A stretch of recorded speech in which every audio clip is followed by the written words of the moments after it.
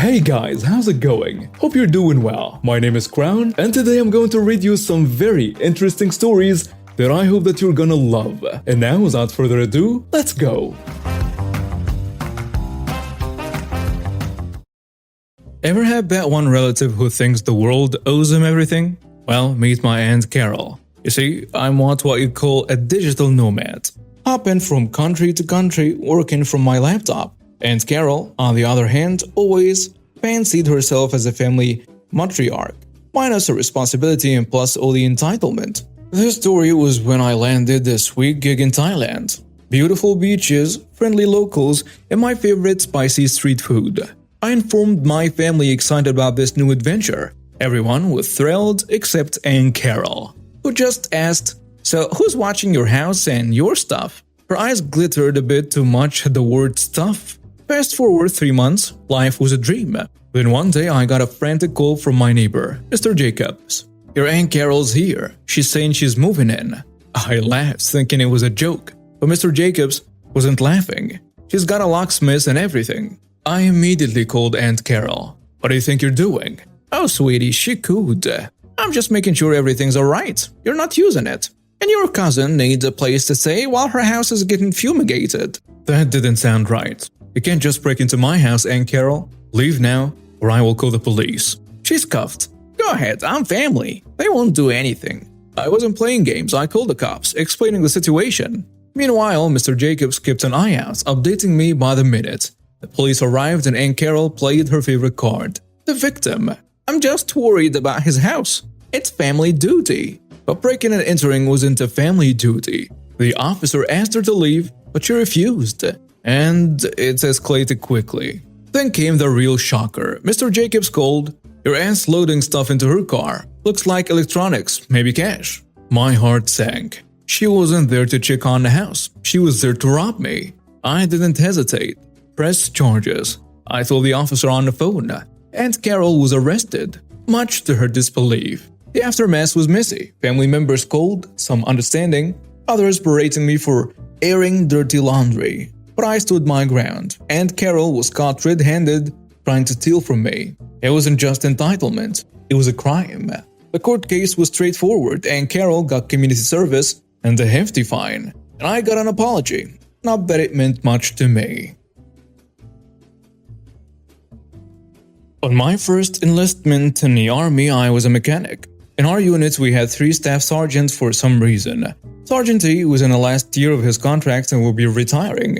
He was assigned as a motor supply sergeant, a position that was made up so he could ride the pine since we were overstaffed. Sergeant G was assigned as a maintenance supervisor and oversaw the preventative maintenance and repair of the vehicles in the motor pool. The third one was our platoon sergeant and doesn't feature in the story. Every Monday, the vehicle operators would come to the motor pool to perform their weekly vehicle inspections. The mechanics would effect any repairs that were possible at the time, like changing out burned bulbs, stuff that was easy and could get the vehicle rolling. Then we would begin performing repairs to any vehicle that had a deadline deficiency, a deficiency that needs to be repaired before the vehicle can be operated. These don't necessarily mean the vehicle isn't operational, just that operating the vehicle in that condition can cause greater problems. Then we'd fix the rest. Usually, on Friday, we'd order any parts that we needed to repair what was left. After the operators left on Monday, the inspection sheets were divided up between the mechanics and we got to work. One week I had a fairly easy workload and got all of my sheets finished by Wednesday. There was only one vehicle that had a deadline deficiency left, and the rest were ordering parts. The vehicle in question had been taken by the operators every day. I called the unit to let them know that the vehicle had a deadline deficiency and needed to return to the motor pool. They were short on vehicles and long on work and had been stalling. So, I informed my squad leader and left it at that. I went to the office and began ordering parts. When my work was completed, I would assist other mechanics with theirs. Sergeant G walks in and asks why I was in the office and informed him that the rest of my work was complete and I was ordering parts. He asked to see my inspection sheets and started looking through them. I tried to explain about the one vehicle, but he cut me off and said he'd see what the paper said. He saw the deadline deficiency and ordered me out to repair that vehicle immediately. I tried to object and explain the situation, but he cut me off again and ordered me to go out and fix the vehicle. I tried a third time to explain, and again he cuts me off and says, "I don't want your excuses. I want you out on the line fixing that truck. If I see you doing anything else before it's fixed, it'll be Article 15. And Article 15 is non-judicial punishment and can result in reduction of rank or forfeiture of pay.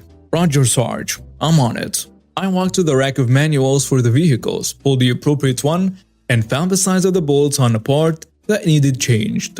Grabbed my wrenches and headed out to the assigned spot for the vehicle. I laid down right there, raised my tools, and began making wrenching motions with my arms. I did this for over an hour with some breaks, of course. Those were some giant wrenches. I saw people looking at me and pointing. Eventually someone went to Sergeant T and told him what I was doing, and he came over to check it out. He watches me wrenching for a minute or two, hit cocked. "What are you doing?"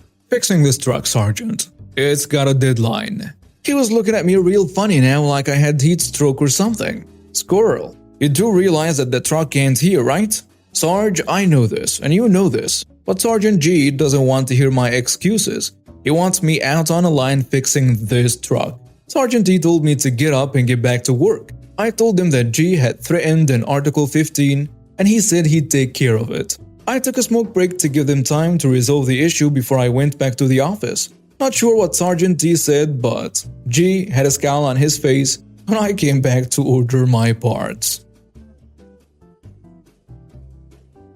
In 1973, my parents had enough money to build a little ranch house in the country. The small bank in town approved the mortgage, and the bank signed a contract to give Bob the money to build a house. Bob, as it turns out, was overbooking himself all over town, leaving his clueless minions to do the actual work. The build took longer and longer, with more and more work having to be ripped out and redone. We're not talking about using the wrong color paint or nailing up some wonky trim. The architect forgot to fully erase a line on the blueprint, and the framers built a wall through the bathtub. My mother was told don't put anything heavy in the kitchen cabinets because they were attached to the drywall, not the studs, using a few roofing nails through the back of each cabinet. The garage door opening was framed into the living room instead of towards the driveway, and so on. When the bank's representative showed up for the final inspection, my parents met him in the front yard and refused to sign off on Bob's work. Then the representative became angry as the bank had paid Bob a lot of money. He strode to the front door and pulled on a doorknob, whereupon the entire door, casing included, fell on him.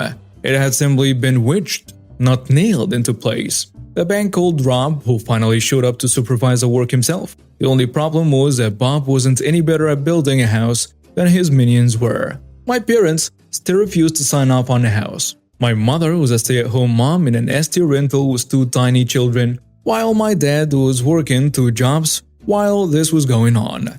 Throughout the entire process, the bank and Bob treated them very poorly, bullying my mom and lying to my dad. What should have been an exciting time for my parents was ruined. My mom cried a lot and my dad got depressed. Finally, the bank threatened my parents with foreclosure, and Bob threatened to sue my parents for breach of contract because the bank refused to pay him any more money. So my exhausted parents went to an attorney and gave him the rundown. Plumbing, electrical, tiling issues, the whole sorry mess. My parents were scared. All they had was their small down payment savings, so if this became a lengthy court battle, the bank and Bob would win.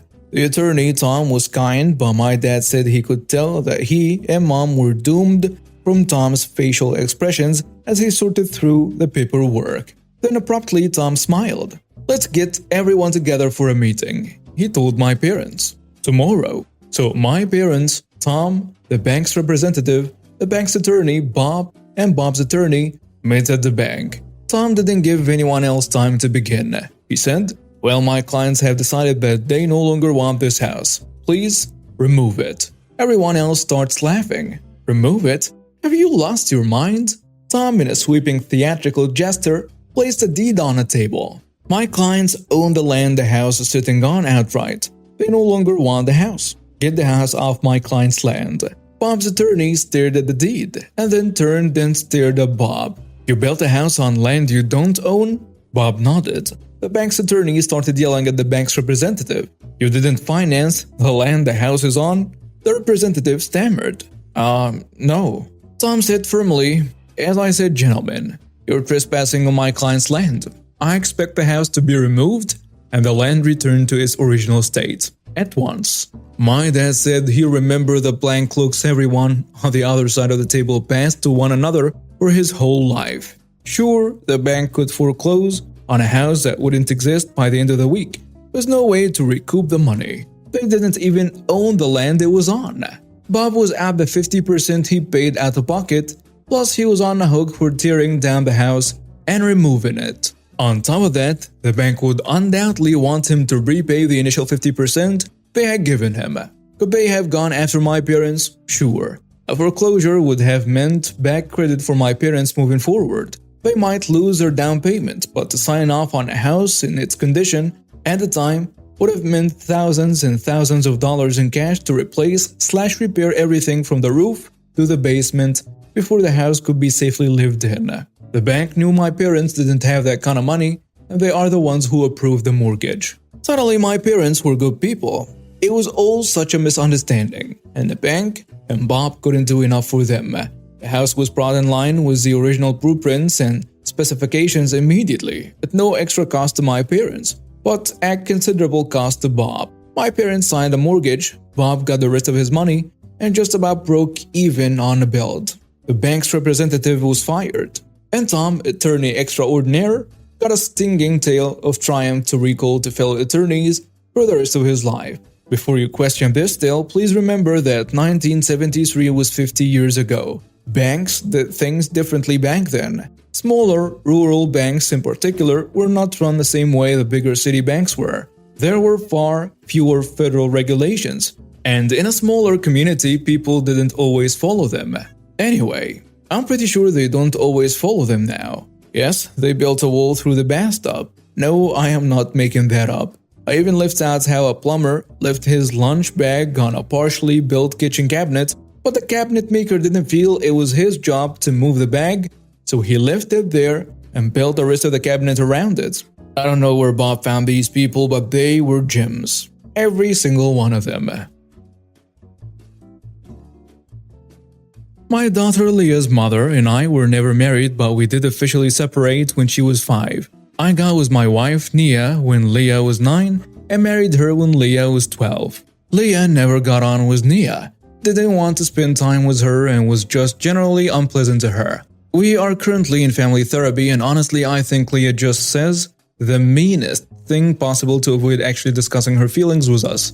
She's absolutely amazing to hang around with one-on-one, but is unpleasant around Nia. We were all supposed to spend Christmas together as per our custody agreement. Leah is just 16 now and we have been more lenient, but we have always adhered to our agreement for holidays and birthdays. On Christmas Eve, Leah left to see her boyfriend's family and drop off her gifts. At around 6, I call her and ask when she's heading home, and she says she's staying. I know her mom lives near her boyfriend and asked if that's where she was going, and she didn't answer. I told her to come home and she pretty much agreed, but then never did.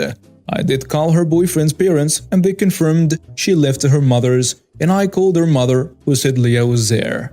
Nia was heartbroken because she felt like Leah didn't want to be there because of her. This year Nia handled all the gifts. She did the work of going in store and picking them up/picking them out. I decided my daughter wasn't allowed to crap on Nia's efforts to at least be civil with her. So when Leah got home and I asked why she wasn't at Christmas, she said she wanted to spend it with her real mom.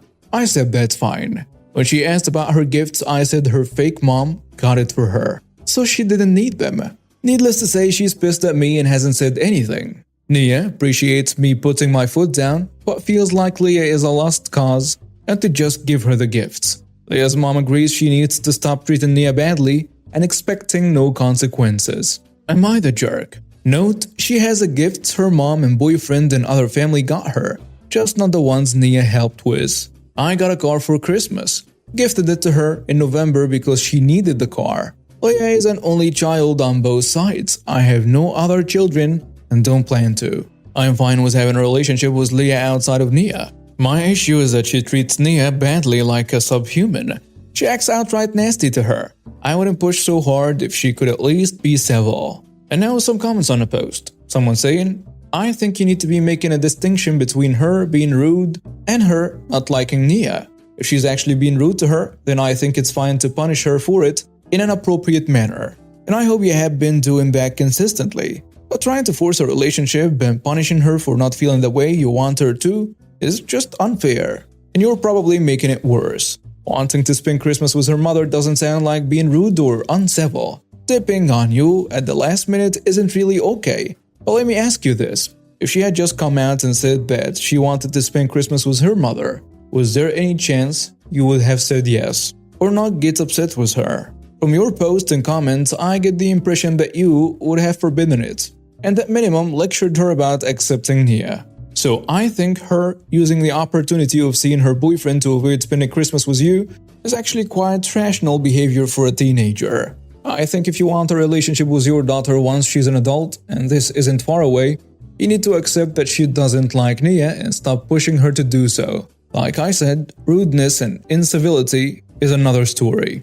And she's still a child. Punishment for that is fine. And when she's an adult, setting boundaries regarding acceptable behavior will also be fine. But if she wants to be at her mother's on Christmas, for example, you have to let it go. I don't know that she'll ever like Nia, but I suspect that things will get a lot better civility-wise if you stop with insisting that she likes her. Another commenter adds, you're not the jerk based on what you said about both you and her mother agree her behavior towards her is not acceptable. She wouldn't expect gifts from someone she treats wrong. You should sit down outside of therapy and ask her what the real issue is. Has she ever said or did anything to her? And is she holding on to the idea of her bio parents getting back together? You don't need to wait for her to share. You need to ask and establish boundaries. Understand her feelings, but disrespect will not be tolerated. The third commenter goes with, no, not the jerk. I feel bad for your wife. It sounds like she's tried for a long time now only to continually get shat on. Your daughter is fully accountable now, and if she wants to be an arse to your wife and then expect all the gifts, she should be in for a shock. I think it irks me more because I'm a child that was caught in a divorce. My dad married my stepmom around the same age, and my stepmom has made it her mission in life to delete my sister and I from our dad's life. Despite that, I still try and keep up a relationship. Your daughter has a polar opposite, and she's been awful. I will perhaps inquire as to what your ex-wife has said about you and a situation that led to them splitting up. It might be that you've been solely blamed the entire time without you realizing it. And now we have reached the end of today's stories. Thank you for watching and see you next time.